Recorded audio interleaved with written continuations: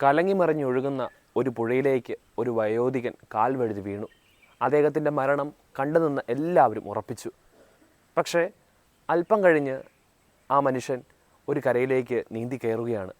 അവിടെ ഉണ്ടായിരുന്ന ആളുകൾ ചോദിച്ചു, എങ്ങനെയാണ് ഈ കൊത്തൊഴുകുന്ന ഈ കലങ്ങി ഒഴുകുന്ന പുഴയിൽ നിന്ന് നിങ്ങൾ രക്ഷപ്പെട്ട് കയറുന്നത്?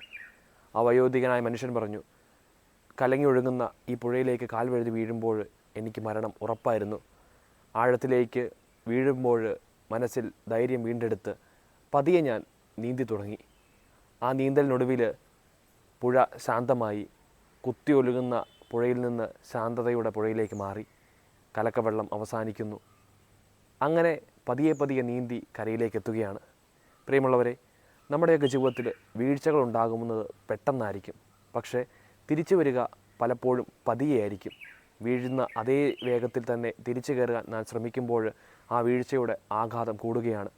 പുതിയൊരു വർഷത്തിലേക്ക് പ്രവേശിക്കുമ്പോൾ വീഴ്ചകളുണ്ടാകും, തകർച്ചകളുണ്ടാകും. പലപ്പോഴും പെട്ടെന്ന് തിരിച്ചു കയറാൻ നാം പരിശ്രമിക്കുമ്പോൾ നമ്മൾ ആ വീഴ്ചയിൽ തന്നെ തുടർന്നു പോകും. അതിനാൽ വീഴ്ചയിൽ നിന്ന് പതിയെ കരകയറുന്നവരായിട്ട് ഈ പുതിയ വർഷത്തിൽ നമുക്ക് മാറാം.